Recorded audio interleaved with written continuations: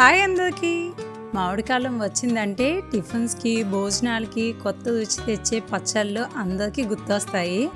అందులో ఒకటి తీపావకాయ. ఈ పచ్చళ్ళలో ఉన్న తీపి మసాలా ఫ్లేవర్ అన్నీ కలిసి ఒక సూపర్ టేస్టీ కాంబినేషన్లో ఇస్తాయి. ఇది తింటే చిన్నప్పుడు జ్ఞాపకాలే గుర్తొస్తాయి. అలాంటి రుచికరమైన తీపి మామిడికాయ పచ్చడి తయారీని ఈరోజు చూడబోతున్నాం. తీపావకాయ మా అత్తగారు చాలా బాగా చేస్తారండి. ఇక లేట్ చేయకుండా దీన్ని ఎలా చేయాలి అనేది చూసేద్దాం. బెల్లం ఆవకాయకి కలెక్టర్ కాయ కానీ లేదంటే పెద్ద సైజు కాయలు కానీ తీసుకుంటే బాగుంటాయి. ఇవి మార్కెట్లో ఆవకాయ కంటే వాళ్ళే ముక్కలు కొట్టి అమ్ముతుందండి. ఇలా ఇవి తీసుకొని తడి లేకుండా ఓవర్ నైట్ ఒక క్లాత్ మీద కానీ లేదంటే ఇలా పేపర్ మీద కానీ ఆరబెట్టుకోవాలి.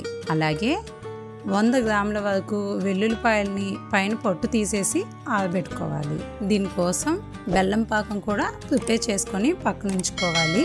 బెల్లం ఆవకాయ కలుపుకోవడానికి ఒక వెడల్పుగా ఉన్న తపాలను తీసుకోవాలి. దీనికి ఎటువంటి తడి ఉండకూడదండి.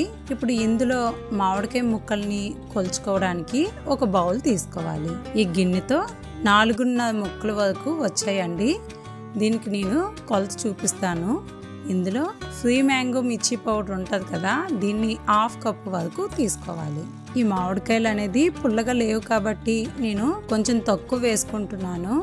అలాగే మెంతులు ఆవాల పొడిని ఒక 1/4 కప్పు వరకు వేసుకోవాలి. అలాగే వెల్లుల్లిపాయలు 100 గ్రామ్స్ వరకు పైన పొట్టు తీసేసి కాస్త ఎండబెట్టుకొని వేసుకోవాలి. అదేవిధంగా కల్లుప్పును కూడా 1/2 కప్ తీసుకొని వేసుకుంటున్నాను. దీనికి సాల్ట్ కండ కల్లుప్పు అయితే బాగుంటుంది.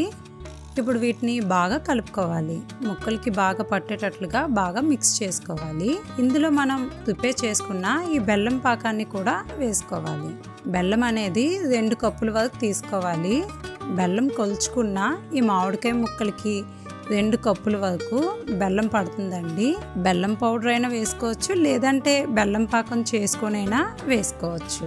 వీటిని బాగా కలుపుకోవాలి.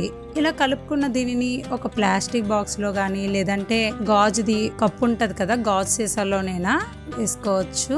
ఇలా ప్లాస్టిక్ దాంట్లో వేసుకుంటున్నాను. దీన్ని ఇలా ఒక 3 రోజుల పాటు ఇందులోనే ఉంచుకోవాలి.